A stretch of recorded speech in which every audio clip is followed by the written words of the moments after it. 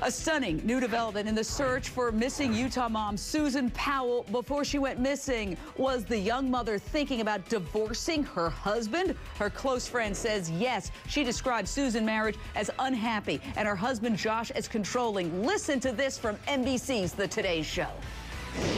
Over the 8 years, it got progressively worse, and Josh became more and more controlling, and it was harder for her to remain herself and remain the happy person that she was. He controlled everything in their marriage, from the money that Susan spent to what groceries she could buy, what she could eat.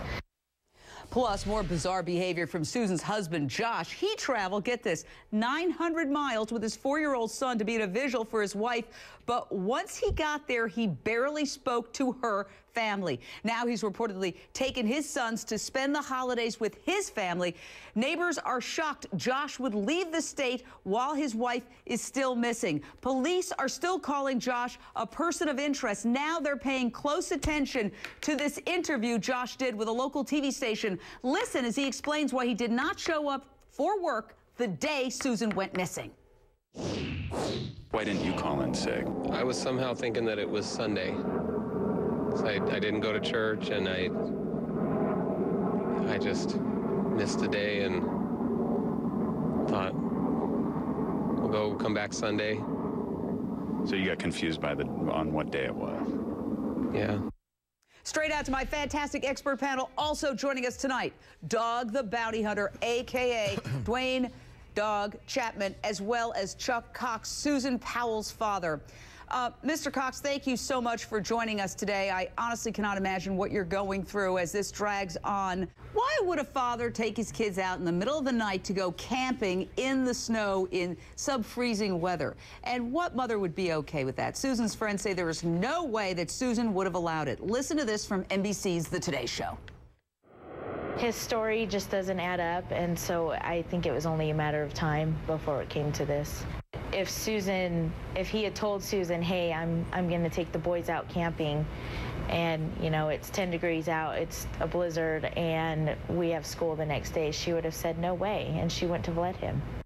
But I want to go back to Chuck Cox, Susan Powell's father, and ask you, originally when you were on the show, you said basically you didn't really want to discuss your son-in-law because you were trying to be, I guess, loyal, and you felt that, hey, I just don't want to get into it. But now you've been publicly expressing some doubts. Tell us how you've shifted a little bit and why.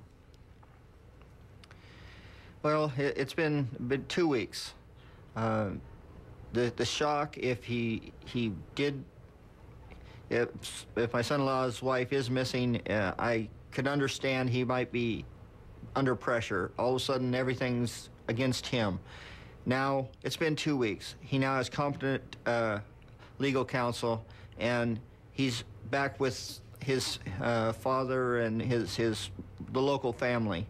So I'm looking for answers. I want to find my daughter, and I'm looking for a viable story, something that the police can verify from my son-in-law, and I'm waiting for that. And time's running out. I want the help he can provide to find my daughter Susan.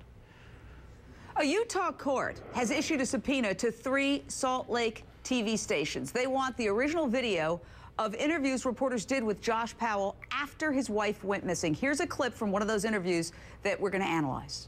A lot of times I just go camping with my boys, you know, not anything big. I just go overnight, and you know, we do s'mores and stuff like that. And so I just went with the boys. I was planning to do some s'mores in the morning, and then we did. And then when we got home, well, on the way home, I found out that people were worried about us and we were missing. Steve Kardian, you're the criminal investigator, very, very hesitant as he speaks. Why do you think that prosecutors and law enforcement want to take a very good look, not just at the clips that aired, but the entire raw tape? Jane, they want to look at him, and we saw him on that video, and he's searching for his words almost as though he was making up the story as he went along. He seemed confused. Law enforcement is going to have to take a look at him months prior to this. See everywhere he goes. They're going to look at his computer. They're going to look at his credit card records. They're going to look at his Easy Pass records, and they're going to have to find and pinpoint where, in fact, he was that evening that she disappeared. A quick question for the father. We're hearing now as well that the couple was seeing a marriage counselor and that there were money problems. We do know, published reports, that they had declared bankruptcy, or he had, and that there was debt at a certain point a couple years ago of $200,000. What do you know, sir? I know they did declare bankruptcy, and it was related to a business transaction he had while he was working to expand a real estate business. But it was my understanding that had all been cleared up, and with his current full-time employment and her employment, the finances were not an issue that I was aware of. Sir, I want you to know we're going to stay on this case. We're going to keep your daughter's picture out there, and we would love you to come back.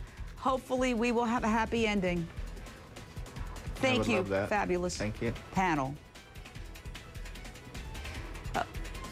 Coming up next, we're going to talk about Brittany Murphy, who